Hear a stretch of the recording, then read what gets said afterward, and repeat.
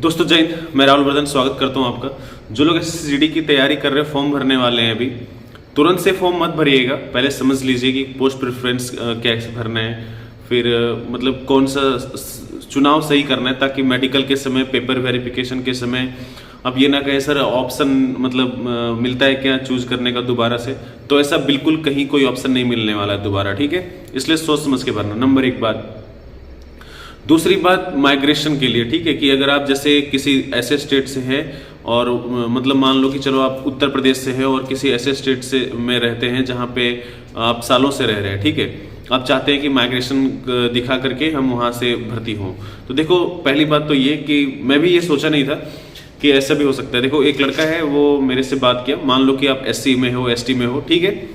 अभी अगर आप जिस स्टेट में डोमिसाइल देकर के भर्ती होना चाहते हो, ठीक है, मतलब जहां पर अभी रह रहे हो, करंट मतलब जो प्रेजेंट स्टेट है, उससे अगर आप चाहते हो कि अनरिजर्व कैटेगरी में अगर भर्ती हो तो ठीक है, तो कोई कुछ नहीं करना, सिर्फ डोमिसाइल बनाना है, आराम से भर्ती हो जाना है, ठीक है, नंबर एक बात। लेकिन अगर आप चाहते हो कि रिजर्वेशन भी लें, ठीक है, तो ये पॉसिबल इस प्रकार से होगा कि आपको दोनों एड्रेस देना पड़ेगा। मान लीजिए कि जैसे आप उत्तर प्रदेश के हो और भरना चाहते हो किसी मान लो बिहार से, ठीक है, तो उसमें क्या करना पड़ेगा आपको कि दोनों जगह का प्रेजेंट एड्रेस, परमानेंट एड्रेस, ठीक है, डालिए। उसके बाद आपको जहां पे आप हो वहीं का आपको पीआरसी मतलब परमानेंट रेसिडेंशियल सर्टिफिकेट देना पड़ेगा।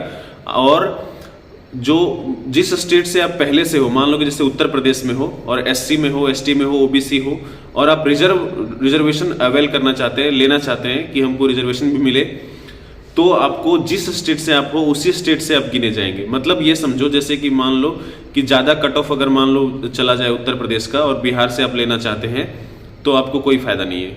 अगर आप रिजर्वेशन लेंगे तो उसी स्टेट से गिने जाएंगे जहाँ के आप ओरिजिनल जहाँ के आप हैं, ठीक है, मतलब जहां के आप थे पहले, ऐसा समझो आप, नंबर एक बात।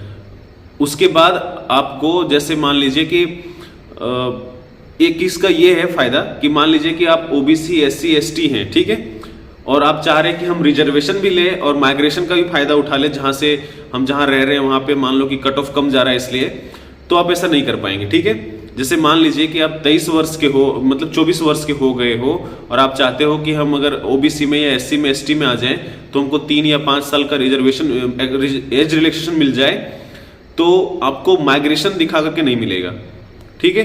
माइग्रेशन दिखा करके तभी मिलेगा जब फिर आप उसी स्टेट की गिने जाओगे जहां के आप ओरिजिन हो, ठीक है। तो उसमें आप चाहो कि हम अवेल भी कर ले, रिजर्वेशन भी ले ले और माइग्रेशन भी लेकर के हम कम जहां पे कट ऑफ जाता है वहां से ले लें, तो ये बहुत मुश्किल है। मुश्किल नहीं बल्कि नामुमकिन है, ठीक है। आप अभी बने रहिए मेरे साथ, देख लीजिए, ठीक है।